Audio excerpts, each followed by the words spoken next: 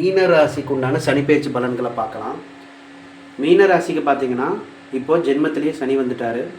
3ஆம் இடத்தை பார்க்குறாரு மற்றும் 7ஆம் இடத்தை பார்க்குறாரு மற்றும் 10ஆம் இடத்தை பார்க்குறாரு. 10ஆம் இடத்தை குருவும் பார்த்துட்டு இருக்கனால வேலையில் சோம்பலும் வரும். இனிமேல் கொஞ்சம் சோம்பலை தவிர்த்துட்டு நல்லா படிக்கணும்.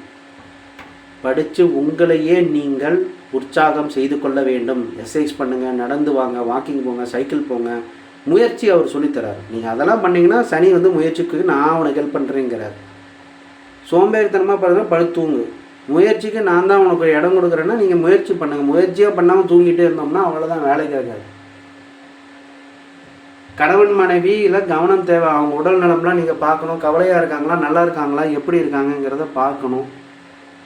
இதெல்லாம் நீங்கள் தான் பார்க்கணும்.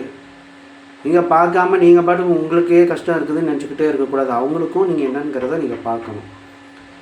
மற்றபடி பார்த்தீங்கன்னா குழந்தைங்கள் பிரச்சனையும், வேலையில் இப்போ முக்கியமான நேரம், பதவி உயர்வு உண்டு, நல்ல வேலை செய்யணும். பதவி உயர்வு உண்டு, எடுத்துட்டு உங்களை என்னடா இந்த சோம்பேறி எடுத்துட்டோன்னு 4 பேர் சொல்லக்கூடாது.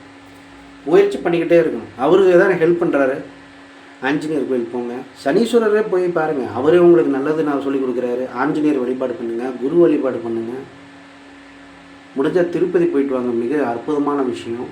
2.5 வருஷ காலங்களுக்கு நீங்கள் லீடு மேனேஜரு, நீங்கள் இந்த பதவிக்கு தகுதியானவருங்கிற ப்ரூஃப் பண்ணுறதுக்கூடிய நேரம் இது. பதவி கொடுப்பாரு, பதவி கொடுத்து உங்கள் அழகு பார்ப்பாரு. நீங்கள் தான் அதை கையில் எடுத்துக்கணும். இந்த மாதமே துவங்குங்க, சூப்பரான வேலையாக கிடைக்கும். மீனராசிக்கு சுருக்கமாக சொல்லிடுறேன், எல்லாம் நல்லது தான் நடக்கும். சோம்பேறித்தனத்தை உதறி கட்டிட்டு நல்ல விநாயகர் வழிபாடும் ஆஞ்சநேயர் வழிபாடும் பண்ணுங்கள், நல்லதே நடக்கும். நன்றி, வணக்கம்.